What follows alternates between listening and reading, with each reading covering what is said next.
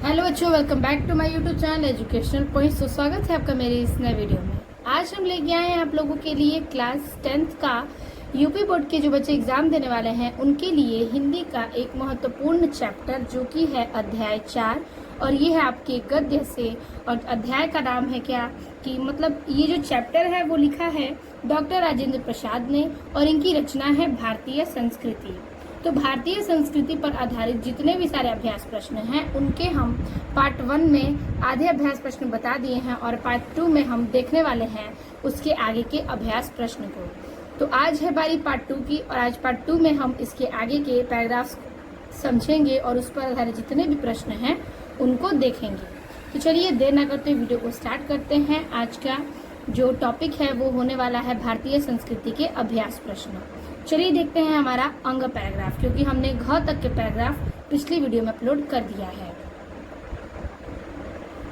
तो अंग number paragraph कह रहा है कि यह एक नैतिक और आध्यात्मिक स्रोत है।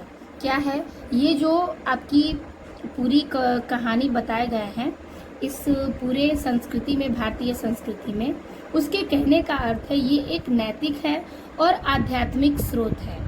ठीक है, और जो अनंत काल से प्रत्यक्ष या अप्रत्यक्ष रूप से, ठीक है, ये जो है वो अनंत काल से प्रत्यक्ष और अप्रत्यक्ष रूप, ठीक है, यानी कि आदि काल से अनंत काल से प्रत्यक्ष रूप में और अप्रत्यक्ष रूप में, यानी कि नियमित और अनियमित रूप से संपूर्ण देश में बहता रहा है। यानी कि ये जो नैतिक और आध्यात्मिक स्रोत हैं वो आदि काल से ही प्रत्यक्ष और अप्रत्यक्ष किसी न किसी रूप में संपूर्ण देश में बहता रहता है और कभी कभी मूर्त रूप होकर हमारे सामने आता रहा है। ठीक है, और कभी कभी क्या होता है, मूर्त रूप, यानी कि कई रूपों में आता, मूर्ति के रूपों में क्या होता है, हमारे सामने आता रहता है। यह हमारा सौभाग्य रहा है कि हमने ऐसी ही एक मूर्त रूप को अपने बीच में चलते फिरते हंसते रोते भी देखा है। यानी कि हमारा ये सौभाग्य है कि हम इस युग में हैं और फिर हमने भी एक ऐसा मूर्त रूप अपने बीच चलते फिरते हंसते रोते भी देखा है, जिससे अमृत की याद दिलाकर हमारी सूखी हड्डियों में नई मज्जा डाल हमारे मृत प्राय शरीर में नए प्राण फूके और मुरझाए हुए दिलों में फिर खिला दिया। ठीक है, तो ये उन किसकी बात कर रहा है, जो मूर्त रूप में, जो कि चलते फिरते हंसते खेलते रोते हुए अमरता की याद दिलाते हैं। तो याद रखिएगा वो हैं गांधी जी। तो जो गांधी जी हैं वो ऐसे इंसान हैं जो चलते फिरते हंसते रोते और अमरत्व की, यानी कि अमरता की याद दिलाते हैं। और जब वह ये सारी चीजें करते हैं तो जो लोगों की सूखी हड्डियों में भी मज्जा डाल देते हैं, यानी कि जान डाल देते हैं और हमारे मृत प्राण शरीर में नए प्राण फूके और मुरझाए हुए दिलों को फिर खिला देते हैं। ठीक है, मृत प्राण शरीर में और जो फूके हुए मुरझाए हुए दिलों हैं उनमें फिर से वह मुरझाए हुए चीजों को डाल देते हैं।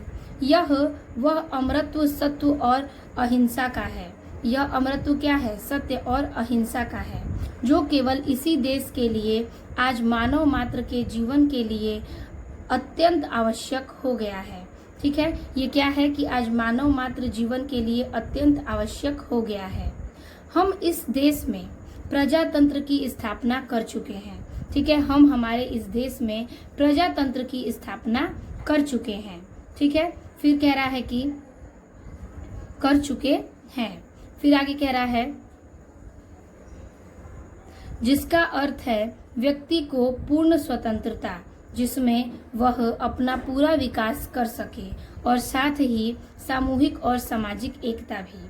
ठीक है, तो इस देश में प्रजातंत्र की स्थापना वो कर चुके और जिसका अर्थ है कि व्यक्ति की जो पूर्ण स्वतंत्रता है जिसमें वह अपना पूरा विकास भी कर सके और साथ ही सामूहिक और सामाजिक एकता को भी ला सके। ठीक है, तो इस भारतीय संस्कृति में ये जो सारी चीजें हैं वो डीपली रूप से इतनी बताई गई हैं कि किस प्रकार से कौन से व्यक्ति ऐसे हैं जो चीज़ों को हंसा खिलाकर चलते फिरते अमरता की याद दिलाते हैं, हड्डियों में जान आ जाती है और जो नए प्राण है उसमें फूके और मुरझाए हुए दिलों को भी खिला देते हैं। ठीक है, तो ये सारी चीज़ें भारतीय संस्कृति से ताल्लुक में हैं और रिलेटेड हैं और ये महात्मा गांधी पर चीज़ें कही गई हैं। तो इस पैराग्राफ में हमने इतना समझा और इस पे आधारित कुछ प्रश्न हैं, उसको देखते हैं।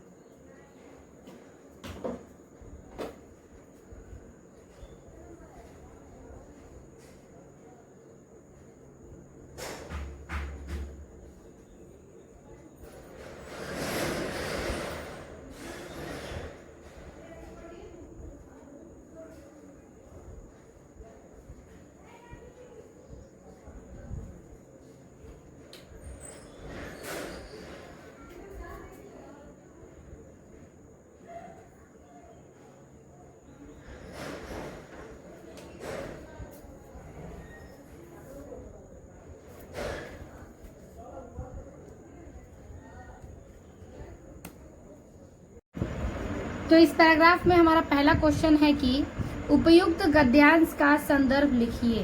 ठीक है, तो इस गद्यांश का संदर्भ लिखेंगे और फिर कह रहा है कि दूसरा प्रश्न, गद्यांश के रेखांकित अंश की व्याख्या कीजिए। ठीक है, तो गद्यांश का रेखांकित अंश क्या है कि यह एक नैतिक और आध्यात्मिक स्रोत है जो अत्यंत काल से प्रत्यक्ष या अप्रत्यक्ष रूप से संपूर्ण देश में बहता रहा है और कभी कभी मूर्त रूप होकर हमारे सामने आता रहा है। ठीक है, फिर यहाँ से है कि हमने ऐसी एक मूर्त रूप को अपने बीच चलते फिरते हंसते रोते भी देखा है, जिसने अमरत्व की याद दिलाकर अपनी सूखी हड्डियों में नई मज्जा डाले, हमारे मृतप्राय शरीर में नए प्राण फूके और मुरझाए हुए दिलों को फिर खिला दिया। ठीक है, तो इस पैराग्राफ में ये आपका अंडरलाइन है जिसे हमें इसकी व्याख्या करनी है। तो सबसे पहले हम इस पैराग्राफ का हेडिंग बनाएंगे और इसके प्रश्नों के उत्तर देंगे। तो हेडिंग करेंगे यह एक नैतिक और डॉट लाइन लास्ट में एकता भी। चलिए देखते हैं हेडिंग करके इन दोनों प्रश्नों के उत्तर को। तो ये है आपका पहला हेडिंग अंग का, यह एक नैतिक और डॉट लाइन एकता भी। संदर्भ इसका पूर्ववर्त है, यानी कि आपको संदर्भ में लिखना है कि प्रस्तुत गद्यांश हमारी पाठ्य पुस्तक हिंदी से संकलित डॉक्टर राजेंद्र प्रसाद द्वारा रचित भारतीय संस्कृति से लिया गया है। ये आपका संदर्भ है जो अपने पार्ट 1 में आपको बता दिया था। तो अब हम देखेंगे दूसरे प्रश्न का उत्तर। हेडिंग करेंगे रेखांकित अंश की व्याख्या। इसमें लिखेंगे कि लेखक कहते हैं कि हमारी संस्कृति में निहित्व अमृतत्व का स्रोत नैतिक और आध्यात्मिक है, जो आदिकाल से ही प्रत्यक्ष तथा अप्रत्यक्ष रूप से संपूर्ण देश में बहता चला आ रहा है। हमने इसे एक मूर्ति के रूप में महात्मा गांधी अपने बीच चलते फिरते और हंसते रोते भी देखा है, ठीक है, जिसने हमारी परतंत्रता की स्वतंत्रता में बदलकर, ठीक है, परतंत्रता को स्वतंत्रता में बदलकर हमारी हड्डियों में नई मज्जा भर दिया है तथा निराश एवं मुरझाए हुए लोगों को फिर से नवजीवन दे दिया है, ठीक है। निराश एवं मुरझाए हुए जो लोग हैं उनको स्वतंत्रता देकर नया जीवन दे दिया है। ये इसकी क्या है, व्याख्या है।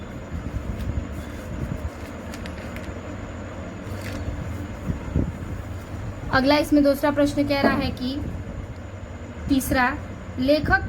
तीसरे में ए नंबर, लेखक ने गद्यांश में क्या संदेश देना चाहा है।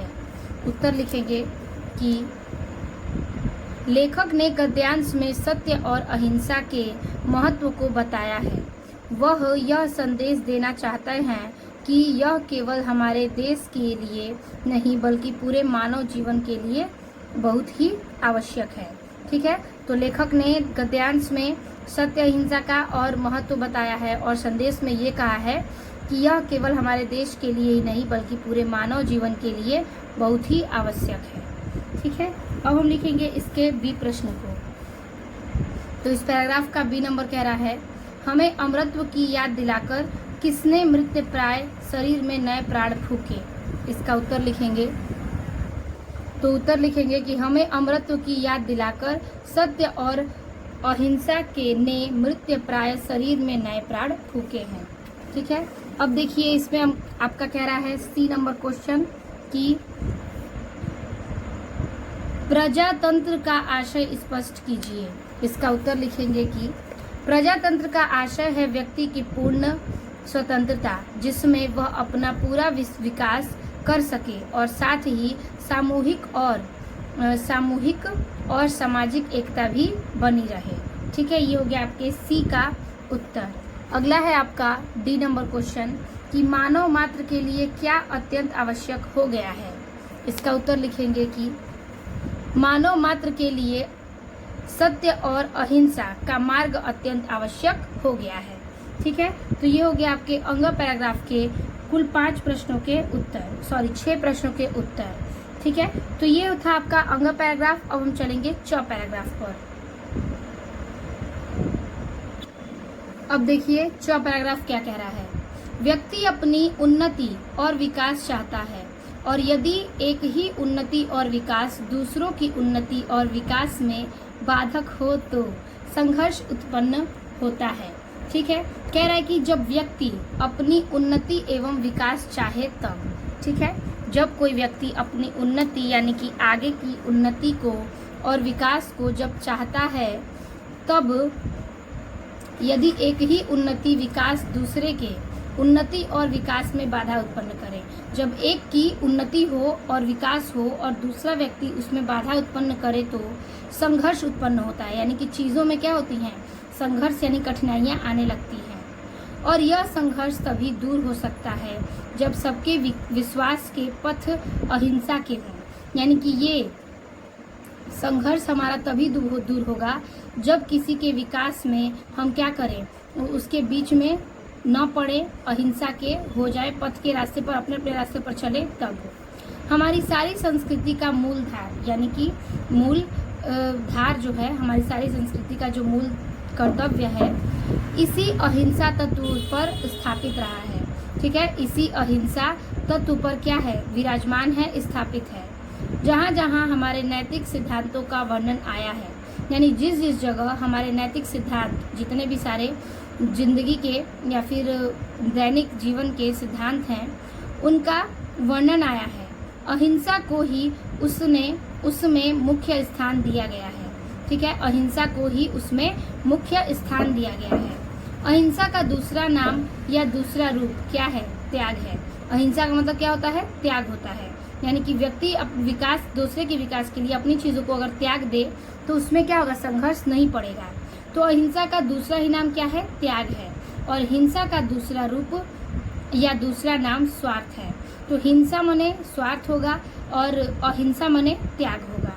अगर हिंसा की बात करें तो हमारा कोई स्वार्थ होगा, तब हम हिंसा में रहेंगे, और अहिंसा की बात करें तो उसमें हमारा कोई त्याग होना चाहिए, यानी चीज़ों को त्यागना होगा, जो प्रायः भोग के रूप में हमारे सामने आता है। ठीक है, ये प्रायः क्या होता है, भोग के रूप में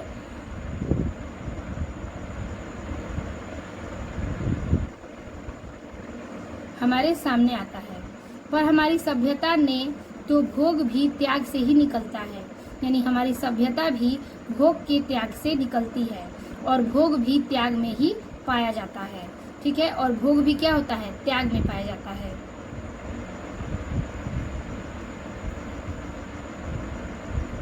तो ये हो गया आपका इस प्रकार से पैराग्राफ का व्याख्या। अब हम देखेंगे इसमें क्वेश्चंस को। तो कह रहा है, पहला उपयुक्त गद्यांश का संदर्भ लिखिए। संदर्भ आपका पूर्वरत रहेगा। दूसरा है रेखांकित अंश की व्याख्या कीजिए। तो रेखांकित अंश है आपका अहिंसा से लेकर ही पाया है। तो मैंने आपको अभी ये एक्सप्लेन किया है, बस इसकी ही क्या करेंगे, हम व्याख्या लिख देंगे किस प्रकार से लिखना है।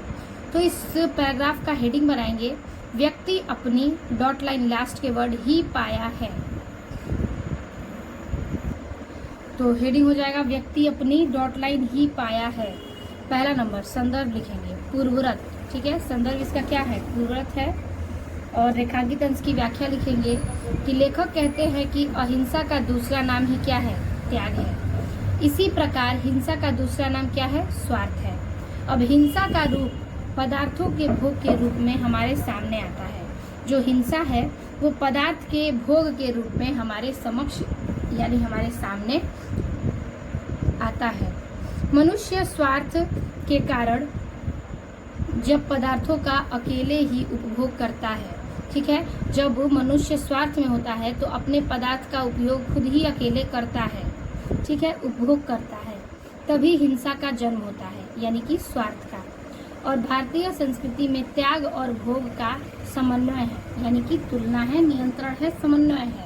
भारतीय संस्कृति में त्याग का और भोग का क्या है, समन्वय है, यानी कि मिलन जुलन है। अब देखिए, कह रहा है कि जब तक हम किसी वस्तु का त्याग नहीं करेंगे तब तक दूसरा उसका उपभोग नहीं कर सकता। ठीक है, जब तक हम किसी वस्तु का त्याग नहीं करेंगे तब तक दूसरा उसका उपभोग नहीं कर सकता। इस प्रकार त्याग से ही भोग की प्राप्ति होती है। क्या होती है, इसी प्रकार त्याग से भोग की प्राप्ति होती है। ठीक है, तो ये हो गया आपके 4 पैराग्राफ में रेखांकित अंश की व्याख्या। अब हम देखेंगे इस पर आधारित कुछ अगले प्रश्न को।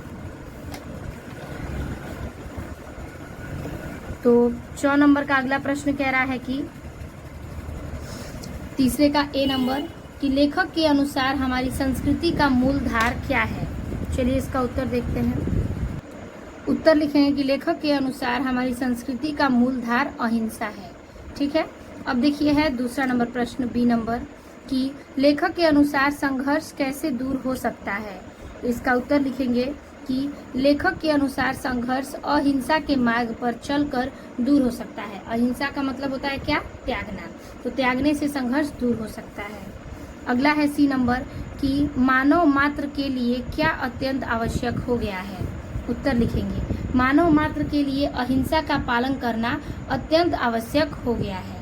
ठीक है, तो ये हो गया आपका सी नंबर का प्रश्नों का उत्तर। अब हम चलेंगे अगले पैराग्राफ पर, यानी कि 6 नंबर पर। तो 6 नंबर देखिए क्या कह रहा है कि हम अपने दुर्दिनों में भी ऐसे मनीषियों और कर्म योगियों को पैदा कर सकें जो संसार के इतिहास के किसी युग में अत्यंत उच्च आसन के अधिकारी होते हैं। ठीक है, तो कह रहा है कि हम अपने दुर्दिनों में भी ऐसी मनीषियों और कर्म योगियों, यानी कि अपने दुख के दिनों में ऐसे मनुष्यों को, यानी जो कार्य करते हैं, ऐसे कर्म योगियों को पैदा कर सके, यानी कि अपने देश में ऐसे लोगों को बनाएं या फिर ऐसे लोग पैदा हों जो संसार के इतिहास के किस युग में अत्यंत उच्च आसन के अधिकारी होते हैं। ठीक है, यानी कि हम इन ऐसे इंसान को, मतलब ऐसे लोगों को पैदा किया जाए या फिर ऐसा बनाया जाए जो संसार के इतिहास में किसी युग में अत्यंत उच्च आसन का अधिकारी होता है। और अपनी दास्ता के दिनों में हमने गांधी जैसे कर्मठ, ठीक है, हमने गांधी जैसे कर्मठ धर्मनिष्ठ क्रांतिकारी को, रविंद्र जैसे मनीषी कवि को और अरविंद तथा रमण महर्षि जैसे योगियों को पैदा किया। ठीक है, कह रहा है इसमें कि जो ऐसे सारे लोग हैं, जैसे कि अपनी दास्ता के दिनों में हमारे साथ जो गांधी जी थे, जैसे कर्मठ या धर्मनिष्ठ और क्रांतिकारी थे, रविंद्र जैसे मनीषी कवि थे, अरविंद तथा रमन महर्षि जैसे योगियों को पैदा किया। यानी ये सारे लोग ऐसे ऐसी चीज़ें करते थे। और उन्हीं दिनों में हमने ऐसे अनेक उद्भट विद्वान और वैज्ञानिक पैदा किए जिनका सिक्का संसार मानता है। ठीक है, जिनका सिक्का क्या करता है? संसार मानता है। जिन हालातों में पढ़कर संसार की प्रसिद्ध जातियां मिट गई हैं, यानी कि ये जब ये सारी चीज़ें हुई, यानी नए नए वैज्ञानिक पैदा हुए, तो ये संसार को क्या करते हैं? सिक्का मानते हैं। और जिन हालातों में पढ़कर संसार की प्रसिद्ध जातियां मिट गईं, उनमें हम न केवल जीवित ही रहें, वरन अपने आध्यात्मिक और बौद्धिक गौरव को बनाए रख सकें। उसका कारण यही है कि हमारी सामूहिक चेतना, यानी उसका कारण एक ये है कि हमारी सामूहिक चेतना ऐसे नैतिक आधार पर ठहरी हुई है जो पहाड़ों से भी मजबूत, समुद्रों से भी गहरी और आकाश से भी अधिक क्या है? व्यापक है। ठीक है, यानी कि हमारी जो सामूहिक चेतना है, नैतिक चीज़ें जो ठहरी हुई हैं जिन चीज़ों पर, वो पहाड़ों से भी क्या है? मजबूत है, समुद्रों से भी क्या है? गहरी है, और आकाश से भी अधिक व्यापक है। ठीक है, तो ये सारी चीज़ें 6 पैराग्राफ में बता रहा है किन किन लोगों की तुलना की गई है। तो चलिए देखते हैं इसका क्या प्रश्नों के उत्तर। तो पहला कह रहा है उपयुक्त गद्यांश का संदर्भ लिखिए। संदर्भ आपका वही रहेगा। दूसरा प्रश्न है रेखांकित अंश की व्याख्या कीजिए। तो रेखांकित अंश है आपका हमारी सामूहिक चेतना ऐसे नैतिक आधार पर ठहरी हुई है जो पहाड़ों से भी मजबूत, समुद्रों से भी गहरी और आकाश से भी अधिक व्यापक है। तो हमें सिर्फ इन 2 लाइन का व्याख्या करना है। तो हेडिंग बनाएंगे, हम अपने डॉट लाइन लास्ट के वर्ड व्यापक हैं।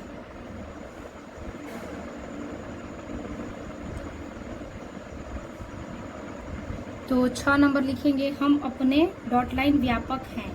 संदर्भ इसका पूर्ववर्त रहेगा। रेखांकित अंश की व्याख्या में लिखेंगे कि लेखक कहते हैं कि भारतीय संस्कृति अथवा भारतवासियों की संपूर्ण व एकीकृत चेतना अहिंसा और नैतिकता नामक ऐसे आधार पर आधारित है जो पहाड़ों से भी अधिक मजबूत एवं नदियों से भी गहरा तथा आकाश से भी ज़्यादा क्या है? व्यापक है। ठीक है, ये सारी चीज़ें क्या है? बहुत बड़ी हैं, नैतिक हैं और उसके आधार पर ठहरी हुई हैं, जैसे कि पहाड़ जितना मजबूत, समुद्र जैसा गहरा और आकाश जैसा व्यापक। ठीक है, तो ये हो गया आपके इस प्रश्न का उत्तर। अगला प्रश्न है इसमें तीसरे का ए कि हम अपने दुर्दिनों में किस प्रकार के मनुष्यों को पैदा कर सकते हैं। इसका उत्तर लिखेंगे, हम अपने दुर्दिनों में भी गांधी जी जैसे कर्मठ, धर्मनिष्ठ, क्रांतिकारी, रविंद्र जैसे मनीषी कवि और अरविंद तथा रमण महर्षि जैसे योगियों को पैदा किया है। यानी कि पहले के ज़माने में जो लोग थे, जब उन्होंने पैदा हुए तो ये सारी चीज़ें क्या थी, उन लोगों के अंदर ये सब चीज़ें पाई गई। जैसे कि दुर्दिनों में यानी कि दुख के दिनों में गांधी जी जैसे कर्मठ और धर्मनिष्ठ क्रांतिकारी व्यक्ति, रविंद्र जैसे मनीषी व्यक्ति, कवि और अरविंद और रमण जैसे महर्षि जैसे योगियों को पैदा किया है। अब देखिए इसका बी नंबर क्वेश्चन कह रहा है, लेखक ने गद्यांश में क्या संदेश देना चाहा है? उत्तर लिखेंगे। लेखक ने गद्यांश में दिया हुआ संदेश मुख्य रूप से समाज को शिक्षित करना, नैतिकता और ज्ञान के महत्व को समझना है। ठीक है, तो लेखक का गद्यांश में दिया हुआ संदेश क्या है? मुख्य रूप से समाज को शिक्षित करना है, नैतिकता और ज्ञान के महत्व को समझना है।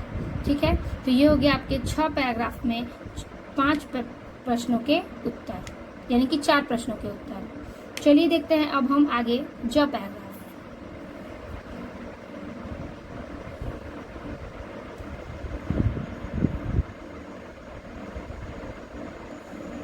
तो अब ज पैराग्राफ देखेंगे। इसमें कह रहा है कि मैं तो यही समझता हूँ कि यदि हमें अपने समाज और देश में उन सब अन्यायों और अत्याचारों की पुनरावृत्ति नहीं करनी है जिनके द्वारा आज के सारे संघर्ष उत्पन्न होते हैं, तो हमें अपनी ऐतिहासिक नैतिक चेतना या संस्कृति के आधार पर ही अपनी आर्थिक व्यवस्था बनानी चाहिए। तो इसमें लेखक कहते हैं कि मैं तो यही समझता हूँ कि यदि हम, ठीक है, मैं तो यही समझता हूँ कि यदि हम अपने समाज और देश के उन अन्यायों और अत्याचारों की पुनरावृत्ति नहीं करनी है, ठीक है, अत्याचारों और अन्याय की फिर से वो चीज़ें नहीं करनी है, पुनरावृत्ति यानी वही चीज़ें नहीं दोहरानी है जिसके द्वारा आज के सारे संघर्ष उत्पन्न होते हैं। यानी कि इन्हीं सब के कारण आज के जितने भी सारे संघर्ष हैं उत्पन्न हो रहे हैं। ठीक है, जितनी भी सारी चीज़ें हैं वो सारी चीज़ें उत्पन्न हो रही हैं। फिर कह रहा है,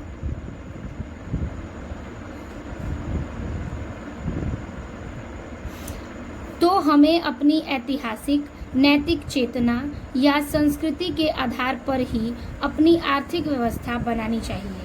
ठीक है, तो कह रहा है कि ऐसे में हमें अपनी ऐतिहासिक नैतिक चेतना संस्कृति के आधार पर क्या करना चाहिए? अपनी आर्थिक व्यवस्था को बनाए रखना चाहिए, अर्थात उसके पीछे व्यक्तित्व, ठीक है, वैयक्तिक लाभ और भोग की भावना प्रधान न होकर व्यक्तिक त्याग यानी कि व्यक्तिगत त्याग और सामाजिक कल्याण की भावना ही प्रधान होनी चाहिए। यानी कि उसके पीछे जो व्यक्तिगत लाभ है या उसका भोग की भावना है वो प्रधान न होकर व्यक्तित्वता की त्याग को और सामाजिक कल्याण की भावना ही क्या होनी चाहिए? प्रधान होनी चाहिए। हमारे प्रत्येक देशवासी को अपने सारे आर्थिक व्यापार, ठीक है, हमारे प्रत्येक देशवासी को अपने सारे आर्थिक व्यापार उसी भावना से प्रेरित होकर करने चाहिए। व्यक्तिगत स्वार्थों यानी कि कह रहा है कि हमारे जितने भी सारे देशवासी हैं वो सारे आर्थिक व्यापार और अपनी भावना को प्रेरित करने चाहिए। उनको अपनी भावना को क्या करना चाहिए? प्रेरित करना चाहिए। और व्यक्तिगत यानी कि व्यक्तित्व स्वार्थों और स्वतत्वों पर जोर न देकर व्यक्तित्व कर्तव्य और सेवा निष्ठा पर जोर देना चाहिए। ठीक है, कि स्वतत्वों पर जोर न देकर व्यक्तित्व कर्तव्य पर और सेवा निष्ठा पर जोर देना चाहिए और प्रत्येक कार्यवाही इसी तराजू पर तौली जानी चाहिए। ठीक है, प्रत्येक कार्यवाही जो है वो इसी तराजू पर क्या करना चाहिए? तौला जाना चाहिए। ठीक है, तो जिस प्रकार से इसमें व्यक्ति हैं एक दूसरे के संघर्ष की, अन्याय की, अत्याचारों की बात करते हैं, संस्कृति नैतिक और ऐतिहासिक रूप से ये आर्थिक व्यवस्था दिखाते हैं कि किस प्रकार से लाभ है और किस प्रकार से ये हानि की तरफ जा रही है। तो लेखक इस चीज़ों को बहुत ही गहराई से बताते हुए देशवासियों के बारे में आर्थिक व्यापार को लेकर प्रेरित करते हैं और उनके स्वार्थ को, उनके स्वतत्वों को, स्वप्न को और सेवा निष्ठा पर जोर देना चाहिए बताते हैं और अपने कार्यवाही को तराजू पर तौलने के लिए कहते हैं। ठीक है, तो ये था आपके जो पैराग्राफ की व्याख्या। अब देखिए क्या रहा है इसमें, पहला नंबर उपयुक्त गद्यांश का संदर्भ। संदर्भ आपका पूर्ववत रहेगा। दूसरा है गद्यांश की रेखांकित अंश की व्याख्या। तो रेखांकित अंश आपके 2 पैराग्राफ हैं, यानी कि यहाँ से यदि से लेके बनानी चाहिए और हमारे प्रत्येक से लेकर कहाँ तक देना चाहिए। तो हम हेडिंग करेंगे पैराग्राफ का और अर्थ इन दोनों का पैराग्राफ चेंज करके लिखेंगे। तो देखिए हेडिंग करेंगे मैं तो यही और डॉट लाइन लास्ट में जानी चाहिए। चलिए देखते हैं इसका रेखांकित अंश की व्याख्या।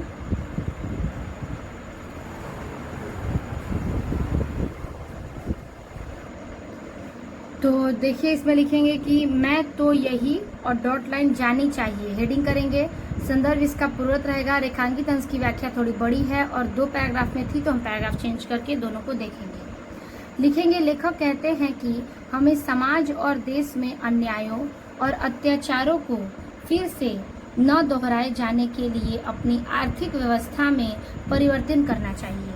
ठीक है, पुनरावृत्ति का मतलब हम बताए थे कि उसे दोहराना नहीं चाहिए, तो वही कह रहा है कि दोहराने जाने के लिए अपनी आर्थिक व्यवस्था में परिवर्तन करना चाहिए।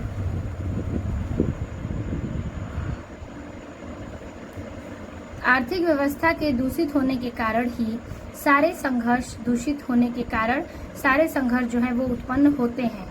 हमारी आर्थिक व्यवस्था का आधार नैतिक चेतना या संस्कृति द्वारा निर्धारित होना चाहिए। धन से संबंधित जितने भी कार्य किए जाएं, उनमें सदैव नैतिकता का ध्यान रखा जाना चाहिए। ठीक है, सदैव नैतिकता का ध्यान रखा जाना चाहिए। अब हम पैराग्राफ चेंज करेंगे और इसमें लिखेंगे कि लेखक कहते हैं कि किसी भी कार्य को करते समय हमें इस बात का ध्यान रखना चाहिए कि कहीं स्वार्थ को बढ़ावा तो नहीं मिल रहा है। प्रत्येक कार्य कर्तव्य और सेवा की भावना से करना चाहिए। हमें अपने स्वार्थ को बढ़ावा तो नहीं मिल रहा है। प्रत्येक कार्य को अपने कर्तव्य और सेवा की भावना से करनी चाहिए और हमें अपने स्वार्थों और अधिकारों की पूर्ति का कम और कर्तव्य और सेवा की भावना पर अधिक ध्यान रखना चाहिए। यानी कि हमें अपने कर्तव्य, अपने स्वार्थ पर नहीं बल्कि अपने अधिकार, अपने नियम और अपने कर्तव्य का पालन करना चाहिए, सेवा करनी चाहिए, उस पर क्या करना चाहिए, अधिक ध्यान देना चाहिए, न कि खुद पर। ठीक है, तो ये था आपके ज पैराग्राफ की क्या, पद्यांश की व्याख्या। अब हम देखेंगे इस पर आधारित कुछ 2 प्रश्न दिए गए हैं। तो पहले इसमें तीसरा नंबर में ए नंबर क्वेश्चन है कि हमें अपने आर्थिक व्यापार किस भावना से प्रेरित करना चाहिए। ठीक है, हमें अपने आर्थिक व्यवहार किस प्रकार से प्रेरित करने चाहिए, उसका उत्तर देखते हैं। उत्तर लिखेंगे कि आर्थिक व्यापार करने में त्याग, सामाजिक कल्याण, सेवा और कर्तव्य की भावना से करना चाहिए। ठीक है, सेवा की भावना से करना चाहिए। ये हो गया आपके तीसरे का ए नंबर आंसर। अगला है प्रश्न इसका बी नंबर कि अन्यायों एवं अत्याचारों को रोकने का उपाय क्या है। इसका उत्तर लिखेंगे कि अन्यायों और अत्याचारों को रोकने के लिए हमें अपनी ऐतिहासिक, नैतिक चेतना या संस्कृति के आधार पर ही अपना आर्थिक व्यवस्था बनानी चाहिए। ही अपनी आर्थिक व्यवस्था बनानी चाहिए। ठीक है, ये हो गया आपके ए और बी प्रश्नों के उत्तर। अब हम चलेंगे अगला पैराग्राफ झ नंबर पर कि आज विज्ञान मनुष्यों के हाथों से अद्भुत और अतुल्य शक्ति दे रहा है। ठीक है, आज जो विज्ञान है वो अपने हाथों से अद्भुत और अतुल्य यानी कि नई नई शक्तियों को दे रहा है। उसका उपयोग एक व्यक्ति और समूह के उत्कर्ष और दूसरे व्यक्ति और समूह के गिरने में होता ही रहेगा। ठीक है, कह रहा है कि उसका जो उपयोग है वो एक व्यक्ति और समूह के उत्कर्ष से और दूसरे व्यक्ति और समूह के गिराने में होता ही रहेगा। इसलिए हमें उस भावना को जागृत रखना है। क्या करना है, इसलिए हमें इस भावना को क्या करना है, जागृत रखना पड़ेगा। और उसे जागृत रखने के लिए कुछ ऐसे साधनों को भी हाथ में रखना होगा। यानी उसे जागृत यानी कि उसे एक्टिव रखने के लिए, जागृत रखने के लिए हमें कुछ साधनों का अपने हाथ में रखने होंगे जो उस अहिंसात्मक त्याग भावना को प्रोत्साहित करे। ठीक है, क्या हो कि वह एक किसी अहिंसात्मक त्याग की भावना को क्या करे, उत्तेजित करे यानी कि प्रोत्साहित करे और भोग वासना को दबाए रखे। क्या करे कि भावना को प्रोत्साहित करे लेकिन भोग वासना को दबाए रखे। नैतिक अंकुश के बिना शक्ति मानव के लिए हितकर नहीं होती। ठीक है, नैतिक अंकुश के लिए शक्ति मानव के हितकर नहीं होती। वह नैतिक अंकुश यह चेतना या भावना ही दे सकती है। ठीक है, ये जो नैतिक अंकुश है वो चेतना या भावना ही दे सकती है। वही उस शक्ति को परिमित भी कर सकती है। यही क्या करती है, उस शक्ति को परिमित भी कर सकती है और उसके उपयोग को नियंत्रित भी कर सकती है। ठीक है, क्या करती है, परिमित भी कर सकती है और उसे अपने उपयोग को नियंत्रित भी कर सकती है। यानी कि विज्ञान की ये खेल हैं, अगर कुछ चीज़ें हम अपने हथियार के रूप में रखते हैं तो उससे हमें लाभ भी हो सकता है या फिर उससे हमें उसकी भावना से क्या होता है कि जो शक्ति है वो कभी कभी मानव के लिए हितकार नहीं होती। ठीक है, और जो चीज़ें हैं विज्ञान से रिलेटेड वो क्या करता है कि मनुष्य को कभी कभी लाभ प्रदान करता है और कभी कभी क्या करता है, हानि करता है। लेकिन उसकी भावना ये है कि ये क्या करता है, लोगों को जागृत रखता है और उन चीज़ों से हमें कई सारे लाभ भी मिलते हैं। अब देखिए इस पे प्रश्न क्या कह रहा है। पहला है उपयुक्त गद्यांश का संदर्भ लिखिए। संदर्भ आपका पूर्ववर्त रहेगा। दूसरा है गद्यांश के रेखांकित अंश की व्याख्या कीजिए। तो रेखांकित अंश है यहाँ पे, उसका उपयोग एक व्यक्ति से और समूह के उत्कर्ष और दूसरे व्यक्ति के समूह के गिराने से ही रहेगा। और फिर आगे है ये, नैतिक अंकुश के बिना शक्ति मानव के लिए हितकर नहीं होती। वह नैतिक अंकुश या चेतना या भावना ही दे सकती है और वही उस शक्ति को परिमित भी कर सकती है और उसके उपयोग को नियंत्रित भी कर सकती है। ठीक है, तो ये दोनों लाइन की व्याख्या करेंगे लेकिन हेडिंग करेंगे आज विज्ञान डॉट लाइन नियंत्रित भी। हेडिंग करेंगे आज विज्ञान डॉट लाइन नियंत्रित भी। संदर्भ इसका पूर्ववर्त रहेगा। दूसरा नंबर रेखांकित अंश की व्याख्या लिखेंगे कि लेखक कहते हैं कि वर्तमान युग में विज्ञान हमें अत्यंत शक्ति दे रहा है, पर भारतीय लोग उस शक्ति का सही उपयोग न करके उसका उपयोग किसी व्यक्ति की उन्नति को लिए, ठीक है, तो किसी व्यक्ति के नुकसान के लिए कर रहे हैं। ठीक है, लेखक कहते हैं कि जो वर्तमान में युग में जो विज्ञान हमें अत्यंत शक्ति दे रहा है, तो भारतीय लोग उस शक्ति का उपयोग न करके, मतलब शक्ति का सही उपयोग न करके क्या करते हैं कि उस पर किसी व्यक्ति की उन्नति के लिए या फिर किसी व्यक्ति के नुकसान के लिए क्या करते हैं, उपयोग करते हैं। फिर दूसरा पैराग्राफ था, तो पैराग्राफ चेंज करके उसकी व्याख्या है कि लेखक कहते हैं कि यह विज्ञान की शक्ति पर प्रेम और अहिंसा जैसे नैतिक मूल्यों को नियंत्रित नहीं लगाया गया है। ठीक है, तो यह मानव का हित नहीं कर सकती। इसका उपयोग विनाश के लिए न कर निर्माण के लिए किया जाता है। ठीक है, विनाश के लिए नहीं बल्कि किसी निर्माण के लिए इसका उपयोग हमें करना चाहिए। अब इस पर आधारित कुछ प्रश्न हैं। देखिए इस पर पहला प्रश्न है 3 नंबर कि आज विज्ञान मनुष्य को क्या दे रहा है। तो लिखेंगे आज विज्ञान मनुष्य को अत्यंत शक्ति दे रहा है जिसका प्रयोग उत्तम कार्यों के लिए न होकर बुरे कार्यों के लिए हो रहा है। ठीक है, अब देखिए इसका चौथा प्रश्न क्या कह रहा है कि विज्ञान का उपयोग किस प्रकार किया जा रहा है। उत्तर लिखेंगे विज्ञान की शक्ति का उपयोग अहिंसात्मक त्याग की भावना से किया जाना चाहिए। ठीक है, अब देखिए अगला है लेखक ने गद्यांशों का क्या संदेश देना चाहता है। तो लिखेंगे उत्तर कि लेखक ने छात्रों को यह संदेश है कि शिक्षा केवल ज्ञान प्राप्त करने का माध्यम नहीं है बल्कि यह जीवन में सही मार्गदर्शन और नैतिक मूल्यों को समझने का भी एक साधन है। ठीक है, यही इसमें लेखक बताना चाहते हैं। तो आज के इस वीडियो में हमने 6 पैराग्राफ के सभी प्रश्नों के उत्तर को सॉल्व किए और समझाया। तो आज के इस वीडियो में हम देखेंगे बस इतना ही। बाकी के जो सब प्रश्न बचे हैं, जितने भी सारे पैराग्राफ, उसको हम देखेंगे नेक्स्ट वीडियो में। नेक्स्ट वीडियो में आपके पार्ट 3 के साथ जितने भी सारे पैराग्राफ बचे हैं। तो वीडियो अच्छी लगी तो लाइक कमेंट अपने दोस्तों को जरूर शेयर कीजिएगा। मिलते हैं आपसे नए वीडियो में पार्ट 3 के साथ। तब तक के लिए धन्यवाद।